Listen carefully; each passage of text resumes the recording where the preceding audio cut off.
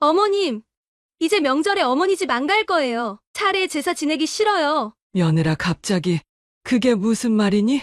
아, 진짜 귀찮아요. 하루 종일 준비하는 제사, 음식 이제 신물 나요. 진짜. 하지만 내가 그동안 그렇게 열심히 제사를 지내더니 그건 집 받기 전 얘기고요. 이제는 제 집인데 제가 편한 대로 살아야죠. 지은아, 내가 이럴 줄은 몰랐구나. 어머님도 이제는 시대가 바뀌었다는 걸 아셔야죠. 옛날처럼 매일 들락거리시면서 저희 생활 간섭하지 마세요. 내가 간섭하다니. 아, 그리고 앞으로 제가 연락드리기 전에는 저희 집에 오지 마세요. 불편해요. 지은아, 전 이만 가볼게요. 아, 그리고 어머님, 제 집 등기부등본 보셨죠? 이제 제 집이니까 오지 마세요. 저는 올해 68살인 김순자입니다. 제가 오늘 이렇게 제 이야기를 들려드리는 건 며느리 때문에 가슴앓이 하시는 어머님들께 조금이나마 위로가 되고 싶어서입니다. 며느리가 집을 받고 나서 그렇게 태도가 돌변할지는 전혀 상상도 못했습니다. 결혼 전까지만 해도 며느리에게서 그런 모습은 상상도 할 수 없었기 때문입니다. 제가 어떤 일을 겪었고 또 어떻게 이 위기를 극복했는지 이제부터 말씀드리겠습니다. 이야기를 시작하기 전에 구독, 좋아요, 알림 설정, 댓글까지 남겨주신다면 저에게 정말 힘이 많이 될 것 같습니다. 우리 며느리 지은이를 처음 만난 건 3년 전이에요. 아들 민석이가 결혼한다고 데리고 왔을 때였죠. 그때 지은이의 첫인상이 아직도 생생해요. 앉은 자세부터 얼마나 단정하고 예쁘던지. 어머님, 제가 혹시 부족한 점이 있더라도 예쁘게 봐주세요. 열심히 효도하면서 잘 배우도록 하겠습니다. 그 말 한마디에 제 마음이 다 녹아버렸어요. 요즘 세상에 어디 저런 며느리가 있나 싶었죠. 맞선 자리에서도 지은이는 정말 예의 바르게 행동했어요. 음식 한 점을 먹을 때도 조심스럽게 먹더라고요. 말투도 얼마나 공손했는지. 어머님께서 좋아하시는 음식이 무엇인지 여쭤봐도 될까요? 제가 다음에 꼭 해드리고 싶어서요. 그 말에 저는 깜짝 놀랐어요. 요즘 젊은 사람들이 시부모 봉양은 생각도 안 한다는데 이렇게 먼저 나서서 효도를 하겠다고 하다니. 결혼식 전까지 지은이는 주말마다 찾아왔어요. 제가 반찬하는 것도 도와주고 집안일도 먼저 나서서 했죠. 특히 김장할 때는 하루 종일 저랑 같이 있으면서 요령을 배워갔어요. 어머님, 저는 결혼하면 꼭 어머님처럼 김치도 직접 담그고 싶어요. 이렇게 정성스럽게 가르쳐 주셔서 감사해요. 그런 지은이를 보면서 저는 매일 부처님께 감사 기도를 드렸어요. 우리 아들이 복이 많아서 이런 며느리를 만났나 보다 싶었거든요. 특히 제사 준비를 할 때면 지은이의 정성이 더욱 돋보였어요. 메모장에 일일이 적어가면서 제사 음식 하나하나 배우더라고요. 어머님, 제가 결혼하면 제사 음식은 제가 다 준비할게요. 어머님은 편하게 쉬세요. 얼마나 기특했는지 몰라요. 주변 친구들한테 자랑도 많이 했죠. 다들 부러워했어요. 그렇게 결혼식을 올렸고 신혼 첫 달부터 지은이는 정말 말한 대로 했어요. 제사 때마다 하루 전부터 와서 준비하고 제사가 끝날 때까지 한 번도 얼굴을 찌푸리지 않았어요. 작은 빌라였지만 전세로 신혼집을 얻어 살면서도 매주 찾아와서 절 챙겨주더라고요. 반찬도 해다 주고 집안 청소도 하고. 이런 게 바로 진짜 며느리구나. 전 정말 그렇게 생각했습니다. 결혼하고 첫 명절이 다가왔을 때였어요. 다른 며느리들은 다들 친정 먼저 가겠다고 하는데 우리 지은이는 달랐어요. 어머님, 저는 시댁이 먼저예요. 친정은 둘째 날 가면 되죠. 어머님 도와드려야죠. 설날 전날부터 와서 떡국떡도 미리 불리고 준비를 얼마나 꼼꼼하게 하던지. 덕분에 저는 편하게 명절을 보낼 수 있었어요. 특히 기억나는 건 우리 큰동서가 아파서 못 온다고 했을 때예요. 지은이가 먼저 나서서 큰집 목까지 차례상을 준비하겠다고 하더라고요. 어머님, 걱정 마세요. 제가 다 할게요. 큰어머님도 몸이 안 좋으신데 이렇게라도 도와드려야죠. 그 모습을 보면서 저는 눈물이 날 것 같았어요. 요즘 세상에 어디 이런 며느리가 있나 싶어서요. 제사 때도 마찬가지였어요. 지은이는 절대 귀찮은 내색을 하지 않았어요. 오히려 더 열심히 하려고 했죠. 어머님, 이건 어떻게 하는 거예요? 제가 메모해 둘게요. 다음에는 제가 더 잘할 수 있게요. 친정에서도 지은이를 특별히 잘 가르쳤나 봐요. 음식 하나하나 정성을 다해서 했거든요. 제사상을 차리면서도 항상 웃는 얼굴이었어요. 어머님, 우리 시댁 제사 음식이 너무 맛있어요. 저는 이런 전통이 참 좋더라고요. 나중에 제 딸에게도 이렇게 가르쳐 주고 싶어요. 그 말을 들을 때마다 저는 주변 사람들한테 자랑하고 싶었어요. 우리 며느리는 뭐든 배우려고 하고 시댁 일을 자기 일처럼 여긴다고요. 그리고 지은이는 절대 손이 비어 있지 않았어요. 찾아올 때마다 뭔가를 사왔죠. 어머님, 이거 마트 가서 봤는데 어머님 좋아하실 것 같아서 샀어요. 어머님, 이거 건강에 좋다고 해서 한 박스 가져왔어요. 그런데 지금 생각해보면 그때 작은 신호가 있긴 했어요. 한 번은 제가 친구들이랑 모임에서 며느리 자랑을 하고 있는데 어떤 분이 그러시더라고요. 준자야, 그렇게 완벽한 며느리가 어디 있겠어. 분명 뭔가 있을 거야. 그때는 제가 오히려 그 친구한테 서운했어요. 우리 며느리를 모르면서 그런 말을 한다고 생각했거든요. 결혼하고 1년이 지날 때쯤이었어요. 어느 날 지은이가 퇴근하고 우리 집에 들렀는데 표정이 안 좋더라고요. 어머님, 제가 좀 속상해서 왔어요. 알고 보니 회사에서 스트레스를 많이 받았나 봐요. 저는 얼른 부엌에 가서 미역국을 끓여줬어요. 우리 며느리가 미역국을 참 좋아했거든요. 어머님, 어머님이 끓여주시는 미역국만 먹으면 힘이 나요. 친정 엄마보다 더 맛있어요. 그 말을 들을 때마다 얼마나 가슴이 뭉클하던지. 주말이면 지은이는 꼭 남편인 민석이를 데리고 왔어요. 손이 비어 있을 때가 없었죠. 어머님, 이번에는 제가 된장찌개 끓여볼게요. 어머님이 가르쳐 주신 대로요. 그렇게 며느리가 끓인 된장찌개를 먹으면서 우리 셋은 이런저런 이야기를 나눴어요. 지은이는 항상 제 곁에 앉아서 제 이야기를 한마디도 놓치지 않고 들어주더라고요. 어머님, 저는 정말 복이 많은 것 같아요. 이렇게 좋은 시어머님을 만나서. 그런 말을 할 때면 제 눈시울이 촉촉해졌어요. 명절이나 제사 때는 더했어요. 지은이는 절대 피곤한 기색을 보이지 않았어요. 오히려 저보고 쉬라고 하면서 본인이 다 하겠다고 나서곤 했죠. 어머님은 이제 연세도 있으시니까 제가 다 할게요. 어머님은 좀 쉬세요. 하루는 제가 감기에 걸렸는데 지은이가 얼마나 발벗고 나서서 절 챙겨주던지. 퇴근하고 피곤할 텐데도 매일 들러서 죽을 끓여다 주고 약도 사다 주고 이불도 매일 햇볕에 널어주면서 걱정을 하더라고요. 어머님, 저 없으면 어떡하세요? 제가 있어서 다행이에요. 그런 지은이를 보면서 전 정말 하늘에 감사했어요. 우리 아들이 이런 며느리를 만나다니. 그런데 가끔, 아주 가끔이었지만 지은이의 눈빛에서 뭔가 다른 것이 느껴질 때가 있었어요. 제가 민석이 어릴 때 이야기를 하면서 우리 아들, 하고 불렀을 때였나. 순간 지은이의 눈이 차갑게 빛나는 것을 본 것 같았어요. 하지만 그건 정말 찰나였고 제가 다시 보면 여전히 그 다정한 며느리였기에 제 착각이라고 생각했죠.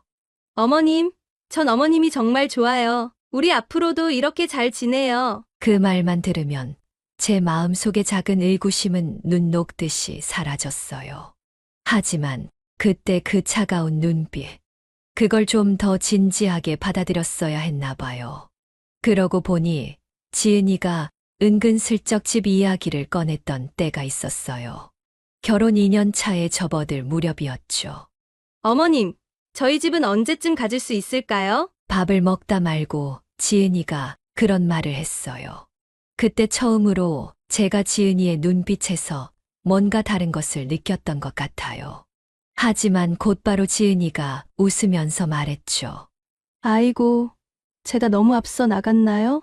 어머님, 죄송해요. 전 그냥 어머님 가까이 살고 싶어서 그래요. 그 말에 제 마음이 또 녹아버렸어요. 우리 며느리는 욕심도 없이 시어머니랑 가까이 살고 싶다고 하니 얼마나 기특했겠어요. 명절 때마다 지은이는 더욱 열심히 했어요. 특히 추석 때는 더 했죠. 어머님, 추석에는 음식이 많으니까 제가 전날부터 와서 준비할게요. 어머님은 너무 신경 쓰지 마세요. 그렇게 말하고는 정말 전날부터 와서 밤늦게까지 음식을 준비했어요. 제가 피곤하니 들어가 쉬라고 해도 어머님, 전 아직 젊으니까 괜찮아요. 어머님은 연세가 있으시잖아요. 그냥 저 믿고 주무세요. 그런 지은이를 보면서 저는 자주 생각했어요. 우리 지은이는 천사가 따로 없어. 하지만 이상한 일도 있었어요. 어느 날 제가 우연히 지은이의 휴대폰을 보게 됐는데 친구한테 보낸 카톡이 살짝 보였어요. 시댁에서 힘들어 죽겠어요. 근데 조금만 참자. 곧 우리 집 생길 거야. 순간 제 가슴이 철렁했어요. 하지만 지은이가 그때 들어와서 휴대폰을 얼른 가져가더라고요. 어머님, 제가 어머님 좋아하는 약과 사왔어요. 어머님이랑 같이 먹으려고 일부러 들렀다가 가려고요. 그 환한 미소를 보니 아까 본 게 제 착각인가 싶더라고요. 어쩌면 제가 너무 예민한 건가. 그렇게 또 넘어갔죠. 어머님, 주무실 때 배 안 차게 이불 잘 덮어주시고 감기 조심하세요. 퇴근할 때마다 그렇게 걱정해주는 며느리를 보면서 전 제가 본 카톡은 그냥 잠깐의 투정이었을 거라고 생각했어요. 어머님 덕분에 저희가 이렇게 잘 살아요. 어머님이 안 계셨다면 어쩔 뻔했어요. 일이 터진 건 며느리가 우리 집에 왔을 때였어요. 그날따라 지은이의 표정이 밝았는데 뭔가 할 말이 있어 보이더라고요. 어머님, 사실 저희가 요즘 집을 알아보고 있어요. 전 그 말을 듣자마자 가슴이 뛰었어요. 사실 저도 아들 내외에게 따로 살 집을 마련해주고 싶었거든요. 제가 평생 모아둔 돈이 있었는데 이때다 싶었죠. 지은아, 사실 어머니가 너희한테 해주고 싶은 말이 있었어. 제가 통장을 꺼내면서 말했어요. 이게 어머니가 평생 모은 돈이야. 이걸로 너희 신혼집을 마련해주고 싶어. 지은이는 그날도 변함없이 공손했어요. 어머님 정말요? 저희가 뭔가 죄송하기도 하고 어머님 그동안 얼마나 고생하셨어요. 눈물까지 글썽이며 제 손을 잡더라고요. 그때까지만 해도 지은이는 여전히 그 효심 가득한 며느리였어요. 새 아파트 분양 신청을 하고 계약금을 넣고 모든 과정에서 지은이는 하나하나 절 챙겼어요. 어머님, 계약서 쓰실 때 제가 모시고 갈게요. 혹시라도 어머님이 불이익 당하시면 안 되니까요. 등기소에 가서 증여 계약서를 쓰던 날에도 지은이는 절 살뜰히 챙겼죠. 어머님, 이런 큰 선물을 주시다니 저희가 평생 잊지 않고 효도하면서 살게요. 하지만 그게 마지막이었어요. 증여 계약이 완료되고 등기가 된 그날 저녁, 지은이가 민석이를 데리고 왔어요. 그런데 뭔가가 달랐어요. 표정도 말투도. 어머님, 이참에 말씀드릴 게 있어요. 저희 집으로 이사 가면 제사는 지내지 않으려고 해요. 전 처음에 제가 잘못 들었나 했어요. 지은아, 그게 무슨 말이니? 이제 저희 집이 생겼으니까 저희 생활이 우선이에요. 3시간씩 걸리는 제사, 음식은 제가 감당하기 어려워요. 어머님도 이제는 시대가 바뀌었다는 걸 이해하셔야죠. 그 말투는 제가 알던 지은이가 아니었어요. 눈빛은 차갑게 가라앉아 있었고 그동안의 공손함은 온데간데 없이 사라져 있었죠. 지은아, 내가 그동안 그렇게 열심히 제사를 지내더니 그건 전세집에 살 때 이야기고요. 이제는 제 집이 생겼으니까 달라져야죠. 그 말을 듣는 순간 제 눈에서 눈물이 왈칵 쏟아졌어요. 민서가 너는 어떻게 생각하니? 우리 아들은 고개를 푹 숙이고 있다가 작은 목소리로 말하더라고요. 어머니, 저도 사실 요즘 세상에는 제사가 좀 부담스러울 수 있다고 생각해요. 지은이가 직장도 다니고 하니까. 전 제 귀를 의심했어요. 그동안 제사 때마다 어머니, 조상님들께 감사드려야죠? 라고 하던 우리 아들이 어머님, 저희가 매달 용돈은 드릴 테니까요. 대신 제사는 좀. 지은이가 말끝을 흐리면서 민석이를 쳐다봤어요. 마치 여보, 당신도 뭐라고 좀 해요. 하는 눈빛이었죠.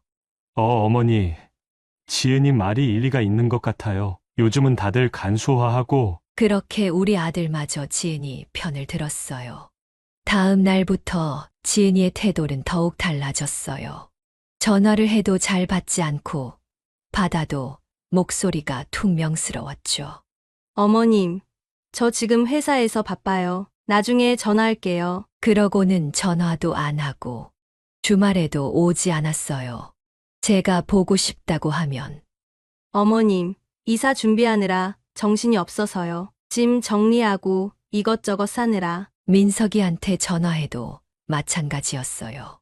어머니, 저희가 좀 바빠서요. 지은이가 주말에 가구 보러 가자고 해서. 그래도 혹시나 하는 마음에 제가 반찬을 만들어서 갖다 주려고 하면 어머님, 저희 집에 있는 반찬도 못 먹어서 버리고 있어요. 그러지 마세요. 지은이의 말투는 점점 더 차가워졌어요. 더 이상 존댓말도 쓰지 않을 때가 많았고 표정에서는 귀찮아하는 기색이 역력했죠. 아니, 버리더라도 어머니가 정성으로 해온 건데. 민석이가 그렇게 말하려다가 지은이의 눈치를 보더니 입을 다물어 버렸어요. 지은이는 이제 아예 대놓고 절 무시하기 시작했어요. 결정적인 일은 새 집으로 이사하는 날 벌어졌어요. 지은이가 전화로 저한테 이렇게 말하더군요. 어머님, 이사하는 날 오지 마세요. 어차피 이사는 업체에서 다 해주는 거고, 저희가 짐 정리하고 하느라 신경 쓸 여력이 없어요. 전 순간 가슴이 철렁 내려앉았어요. 아들 내외의 새 집 이사 날에 어머니가 가지 말라니. 세상에 이런 일이 있나 싶었죠. 지은아, 그래도 내가 국이라도 끓여다 줄게. 어머님, 저희 알아서 할게요. 제발 좀. 그 제발이라는 말에 얼마나 짜증이 섞여 있었는지 몰라요. 마치 귀찮은 팔이라도 쫓는 것처럼요. 민석이한테 전화했더니 이번에도 역시 어머니! 지은이가 그러는데 제가 어떻게 해요? 나중에 집들이 때 오세요. 허탈한 마음에 그날 하루 종일 멍하니 있었어요. 우리 어머니께서 살아계셨다면 제가 감히 이사 날 오지 말라고 했을까요? 한 달이 지나도 집들이 연락은 없었어요. 동네 마트에서 우연히 지은이를 마주쳤는데 절 보자마자 모른 척 고개를 돌리더라고요. 제가 먼저 다가가서 인사를 했죠. 지은아, 어머님, 죄송한데 제가 지금 급해서요. 손에 들린 장바구니를 흔들어 보이며 도망치듯 가버리더라고요. 그날 저녁 더 충격적인 일을 알게 됐어요. 동네 친구가 전화를 해서 준자야, 너희 며느리 요새 SNS에 글 올린 거 봤니? 친구가 보내준 화면을 보니 지은이가 쓴 글이 있더라고요.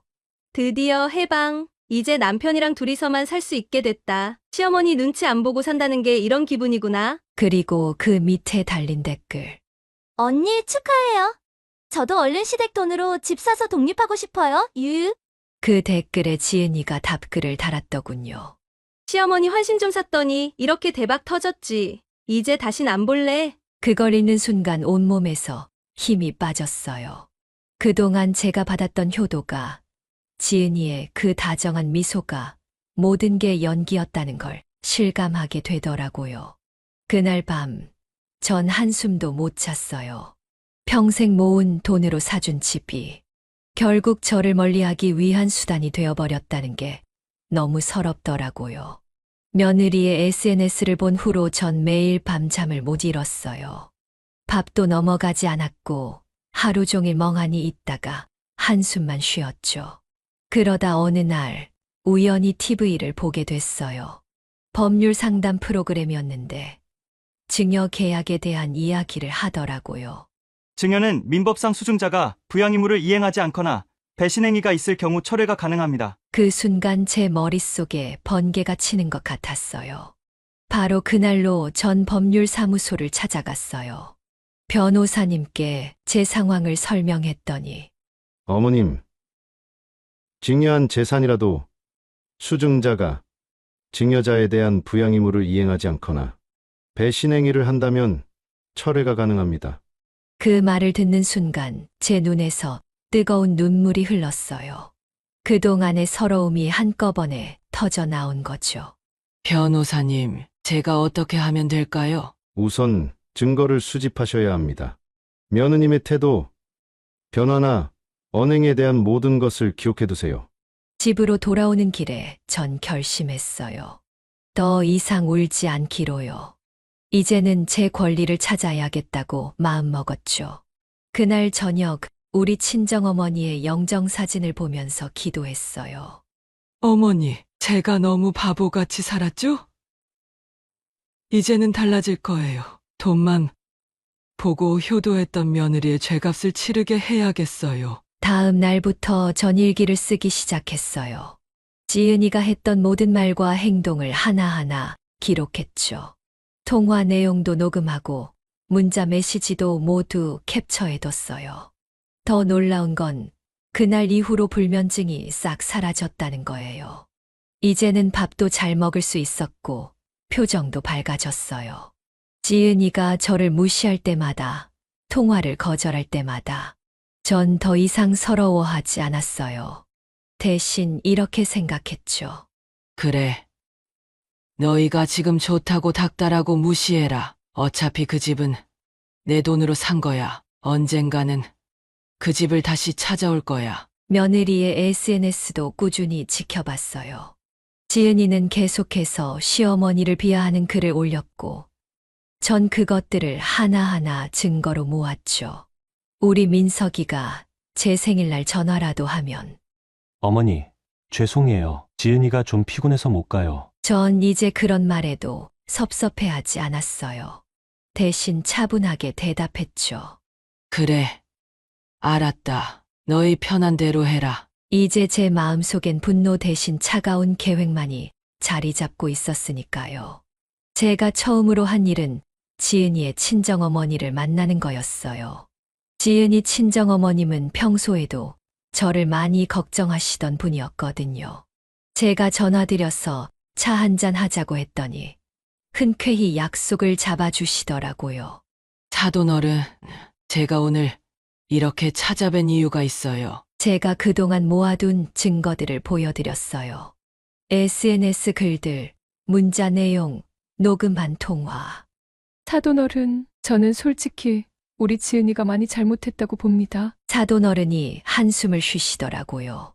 지은이가 어릴 때부터 욕심이 많긴 했어요. 제가 타일러 볼게요. 하지만 그게 전부가 아니었어요. 사돈어른이 충격적인 이야기를 해주시더라고요. 사실 지은이는 어릴 때부터 시어머니 돈으로 집 한 채 얻어내는 게 그 애의 목표였던 것 같아요. 전 그 자리에서 눈물이 왈칵 쏟아졌어요. 우리 며느리의 행복한 미소가, 그 다정한 효도가 모두 계획된 연기였다니. 사돈어른, 제가 미리 말씀드리지 못해 죄송해요. 지은이한테 수없이 얘기했는데 자기 욕심만 채우려 하지 말라고. 그날 이후로 사돈어른은 제 든든한 지원군이 되어주셨어요. 지은이의 행동을 증명해 줄 수 있는 결정적인 증인이 생긴 거죠. 다음으로 한 일은 아들을 따로 만난 거예요. 민서가, 어머니가 너한테 물어볼 게 있어. 회사 근처로 찾아가서 점심을 같이 했어요. 지은이 몰래요. 지은이가 결혼 전부터 이런 계획을 가지고 있었다는 거 알고 있었니? 민석이의 얼굴이 하얗게 변하더니 고개를 푹 숙이더라고요. 죄송해요. 어머니, 그제서야 민석이가 털어놓더라고요. 지은이가 결혼 전부터 얘기했다고. 어머님이 돈이 좀 있다면서 우리 빨리 집 한 채 받자. 전 그 말을 듣는 순간 온몸에 전율이 흘렀어요. 우리 아들은 그걸 알면서도 지은이의 달콤한 말에 넘어가 결혼을 했던 거예요. 어머니, 전 지은이가 나중에 마음을 바꿀 줄 알았어요. 이렇게까지 될 줄은 몰랐어요. 아들의 눈에도 눈물이 고여 있더라고요. 이제야 자기가 저지른 잘못을 뼈저리게 느끼는 것 같았어요. 아들과 사돈어른을 만난 후, 전 더욱 체계적으로 준비하기 시작했어요. 우선 변호사님을 다시 찾아갔죠. 이번에는 모든 증거를 가지고 갔어요. 변호사님, 제가 이렇게 준비했는데 이 정도면 될까요? 변호사님이 제가 모은 자료들을 하나하나 검토하시더니 어머님, 정말 꼼꼼하게 준비하셨네요. 특히 사돈어른의 증언이랑 아드님의 진술. 이건 결정적인 증거가 될 수 있어요. 그러면서 변호사님이 중요한 조언을 해주셨어요. 이제는 지은 며느님이 어머님을 더 심하게 무시하도록 두세요. 오히려 잘 된 겁니다. 증거가 더 쌓일수록 유리해져요. 그 말씀을 듣고 전 마음을 더 단단히 먹었어요. 이제는 지은이가 전화를 받지 않아도 화내지 않았어요. 대신 통화 거절 횟수를 꼼꼼히 기록했죠. 문자도 읽고 무시하는 걸 모두 캡처해뒀고요. 한 번은 지은이가 제 생일날 이런 문자를 보냈어요. 어머님 생신이시죠? 저희가 좀 바빠서 다음에 식사 한번 해요. 예전 같았으면 서러워서 울었을 텐데 전 담담하게 답장을 보냈어요. 그래. 너희 편할 때 보자. 그리고는 이 문자도 증거로 모아뒀죠. 명절이나 제사 때 오지 않는 것도 모두 기록하고요. 동네 이웃들도 도와주셨어요. 순자 씨, 며느리가 아파트 분여회에서 한 말 들었어요. 시어머니 돈으로 산 집이니까 이제 신경 안 써도 된다고. 그런 이야기들도 모두 진술서로 받아뒀어요. 지은이는 모르겠죠. 제가 이렇게 준비하고 있다는 걸. 오히려 점점 더 대놓고 저를 무시하기 시작했으니까요.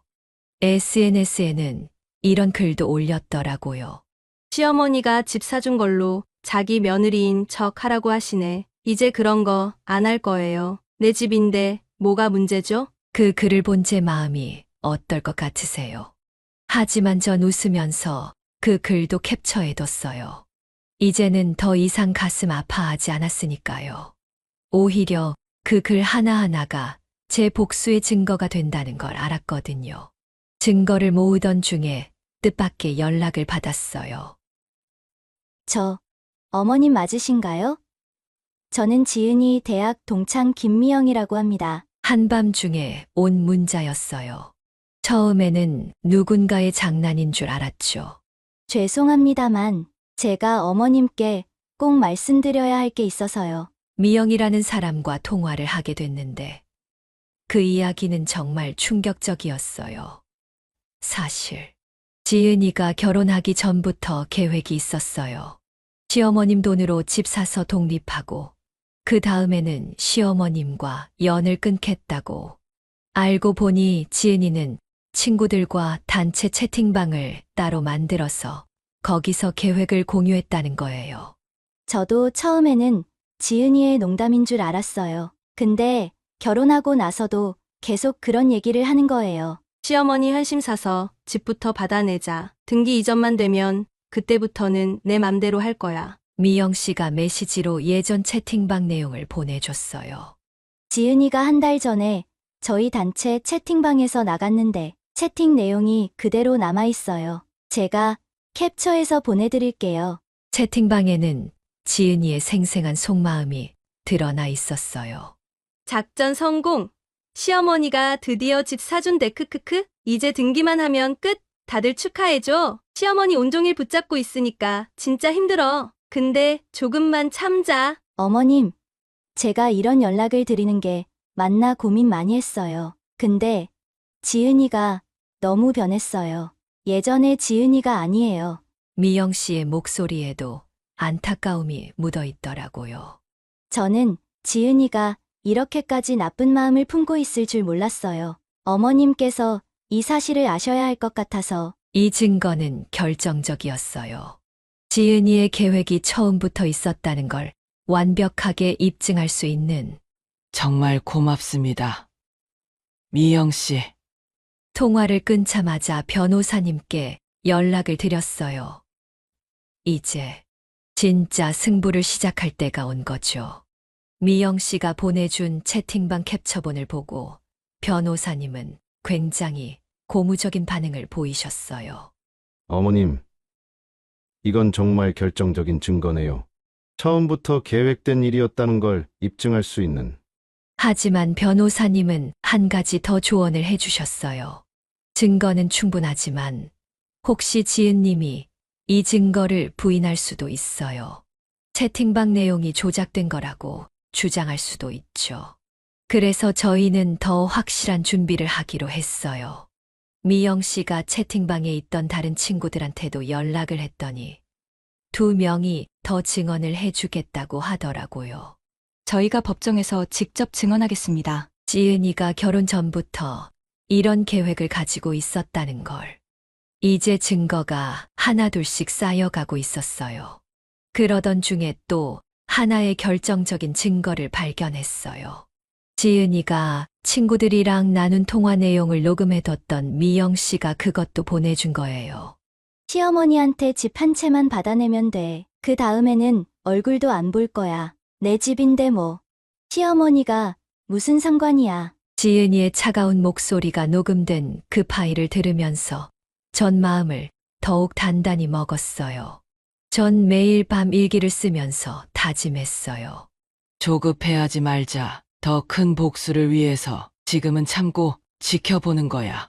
그렇게 저는 조용히 하지만 착실하게 준비를 이어갔어요. 변호사님 말씀대로 지은이는 점점 더 큰 실수를 하기 시작했어요. 어느 날은 아파트 부녀회 모임에 갔다가 충격적인 이야기를 들었죠. 순자 씨, 며느리가 엘리베이터에서 하는 말 들었어요? 시어머니 돈으로 산 집인데 이제 와서 뭐라 하겠어요?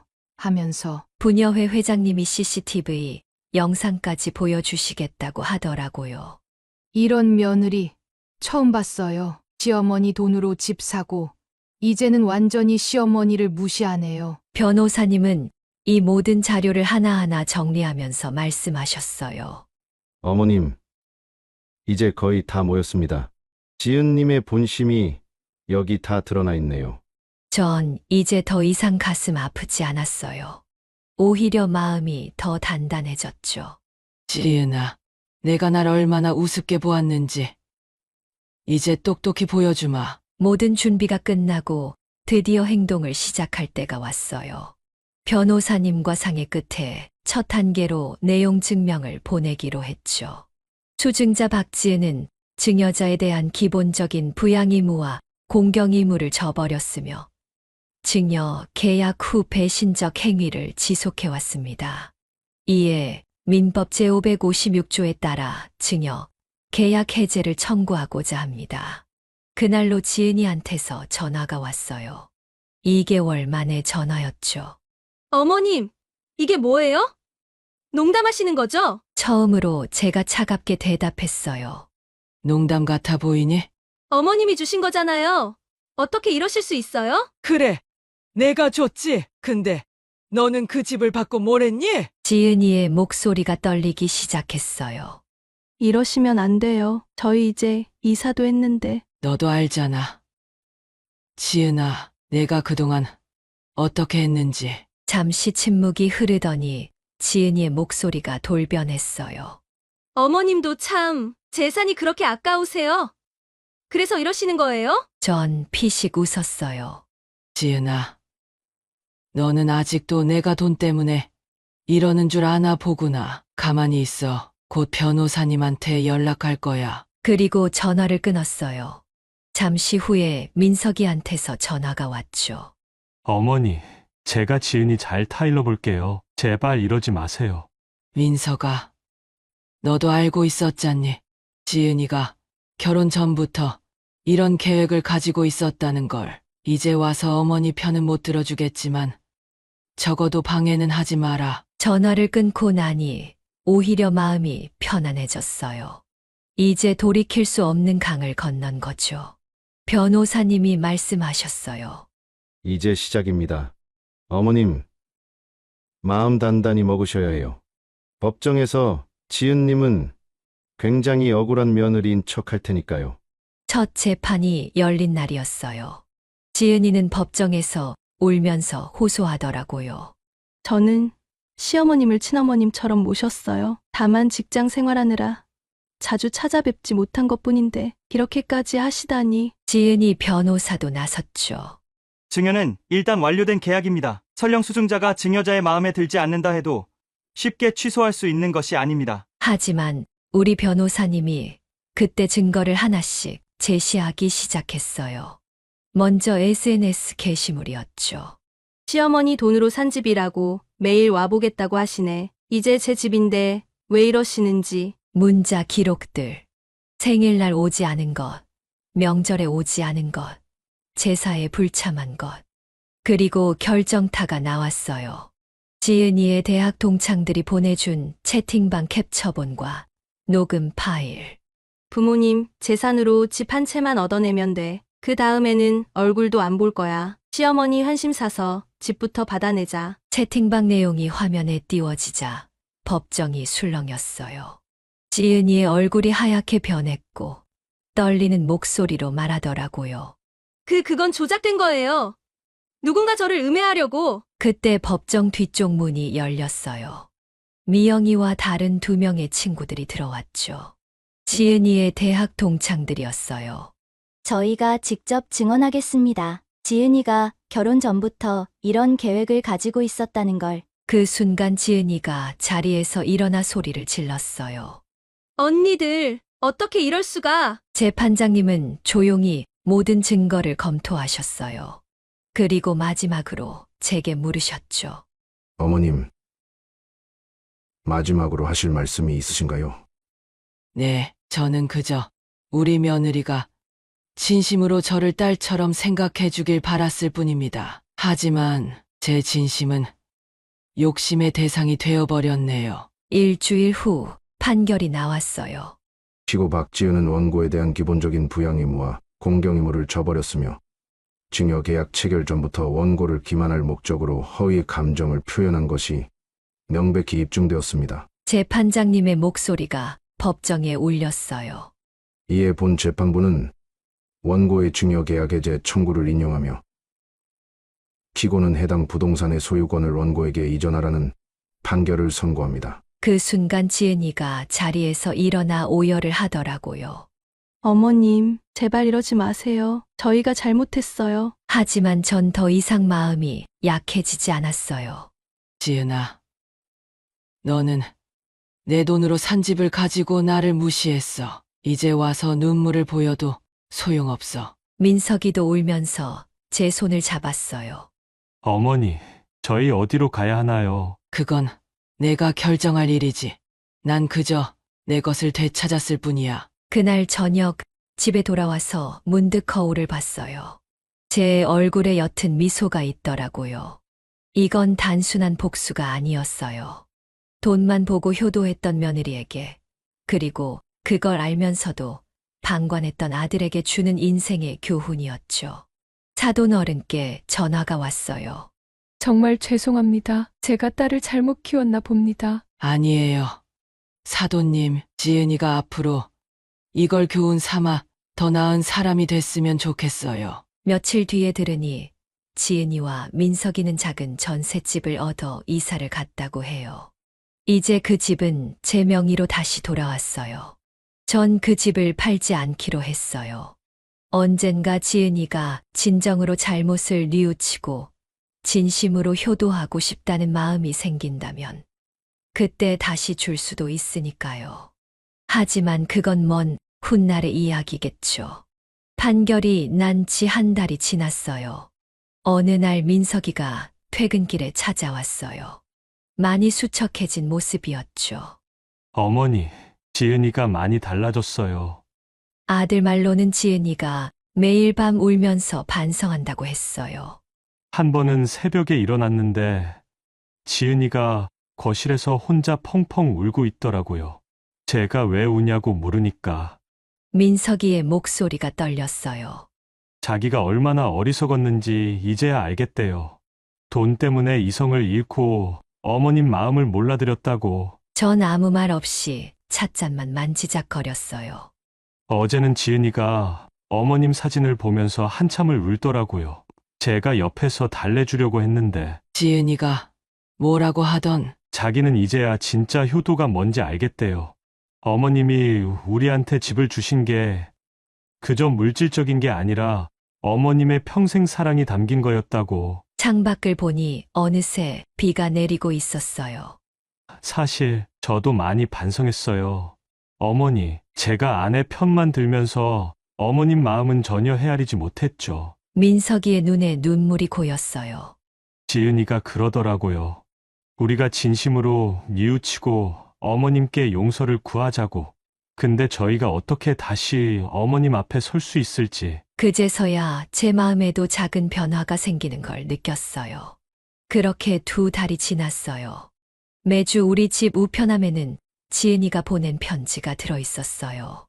어머님, 정말 죄송합니다. 제가 얼마나 어리석었는지 이제야 깨달았습니다. 돈 때문에 이성을 잃고 어머님의 진심을 외면했던 제가 너무나도 부끄럽습니다. 어머님께서 저희를 위해 평생 모으신 돈으로 집을 사주셨는데 저는 그걸 당연하게 여기고 오히려 어머님을 무시했습니다. 이제 와서 생각해보니 제가 정말 악덕한 며느리였어요. 처음에는 그 편지들을 읽지도 않고 버렸어요. 하지만 어느 순간부터 한 번씩 읽어보게 되더라고요. 추석이 다가왔을 때였어요. 현관 앞에 지은이가 보낸 택배 상자가 있었어요. 열어보니 제가 좋아하는 송편이 가득했죠. 손글씨로 쓴 편지도 있었어요. 어머님, 추석이라 송편을 만들어 봤어요. 어머님께서 가르쳐 주신 대로 예쁘게 빚으려고 했는데 자꾸만 눈물이 나서 잘 안 됐네요. 제가 진작 이렇게 정성을 들였어야 했는데 이제 와서 이런다고 용서가 되진 않겠죠. 그래도 어머님, 이 송편을 드셔주세요. 제 잘못된 마음을 담아 빚은 송편이에요. 솔직히 마음이 조금 흔들렸어요. 며칠 전에는 동네 마트 앞에서 지은이를 우연히 마주쳤어요. 많이 야위어 있더라고요. 절 보자마자 고개를 푹 숙이고 눈물을 흘리는데 전 그냥 지나쳤지만 뒤돌아보니 그 자리에 그대로 서서 흐느끼고 있더라고요. 민석이 말로는 지은이가 매일 밤 제 사진 앞에서 절을 한다고 해요. 어머니, 지은이가 이제는 정말 달라진 것 같아요. 한 번만 기회를 주시면. 어느 날 사돈 어른한테서 전화가 왔어요. 사돈, 지은이가 너무 달라졌어요. 매일 밤 울면서 시어머님 생각만 한다고요. 제가 데리고 가서 무릎 꿇고 빌게 할까요? 전 고개를 저었죠. 아니에요. 사도, 아직은 좀 더 지켜봐야 할 것 같아요. 하지만 제 마음 한켠이 자꾸 시큰거렸어요. 명절이 다가오자 지은이가 또 편지를 보냈어요. 어머님, 이번 명절에 절 보지 않으셔도 좋아요. 하지만 제가 진심으로 뉘우치고 있다는 걸 알아주셨으면 해서 예전에 어머님이 좋아하시던 약과를 만들어 봤어요. 서툴지만 어머님 생각하면서 정성껏 구웠어요. 전에는 이런 걸 귀찮아 했었죠. 이제야 알겠어요. 어머님께서 저를 위해 하셨던 모든 게 얼마나 큰 사랑이었는지. 요즘은 밤마다 꿈에서 어머님을 뵈어요. 꿈에서라도 뵈니 감사하네요. 약과를 먹어보니 짭짤했어요. 지은이의 눈물 맛이 배었나 봐요. 동네 친구들도 자꾸 지은이 얘기를 해요. 순자야, 며느리가 요즘 많이 달라졌더라. 아침마다 절 앞에서 기도하는 걸 봤어. 그 애가 요즘 봉사활동도 다닌대. 시어머니께 진 죄를 조금이라도 갚고 싶다고. 전 입술을 깨물었어요. 정말 지은이가 변한 걸까? 아니면 또 다른 계획이 있는 걸까? 그러다 며칠 전에는 제가 아파서 병원에 갔었는데 접수대 간호사가 그러더라고요. 어머님, 따님이 매일 와서 어머님 건강을 물어보시던데. 따님이라뇨? 네, 박지은이라고. 매일 아침 일찍 와서 어머님 건강을 체크하고 가시던데요. 몰래 제 건강을 걱정해주고 있었다니. 점점 더 제 마음이 흔들리기 시작했어요. 사실 지금 제 마음이 많이 흔들리는 건 사실이에요. 지은이의 눈물과 반성이 진심으로 보이기도 하고, 제 나이도 점점 들어가는데, 자식들과 다시 화해하고 행복하게 지내고 싶은 마음도 있어요. 그런데 한편으로는 이게 또 다른 연기는 아닐까 하는 의심도 들고, 한 번 믿었다가 배신당한 마음의 상처가 쉽게 아물지 않네요. 이제 와서 돌아보니 이 모든 일이 우리 모두에게 큰 교훈이 된 것 같아요. 며느리인 지은이는 돈으로 살 수 없는 게 무엇인지를 배웠겠죠. 부모의 사랑과 정성은 결코 돈으로 계산할 수 없다는 걸. 우리 아들 민석이는 옳고 그름을 분별하는 용기가 얼마나 중요한지 깨달았을 거예요. 사랑하는 사람의 잘못된 행동을 그저 바라보기만 하는 것은 진정한 사랑이 아니라는 걸. 그리고 저는 자식들에 대한 사랑이 때로는 단호해질 필요도 있다는 걸 배웠어요. 무조건적인 용서가 아닌 진정한 반성을 이끌어내는 것이 진짜 사랑이라는 걸. 이 영상을 보시는 모든 분들이 우리 이야기를 통해 진정한 효도와 사랑이 무엇인지 한 번쯤 생각해 보셨으면 좋겠어요. 물질적인 것보다 중요한 건 진심이니까요. 제 이야기는 여기까지입니다. 만약 여러분이라면 어떻게 하시겠어요? 진심으로 뉘우치는 것 같은 며느리를 다시 한번 믿어보는 게 좋을까요? 아니면 이대로 선을 그어놓는 게 나을까요? 댓글로 여러분의 의견을 들려주세요. 여러분의 의견을 기다리겠습니다. 끝까지 들어주셔서 진심으로 감사드립니다.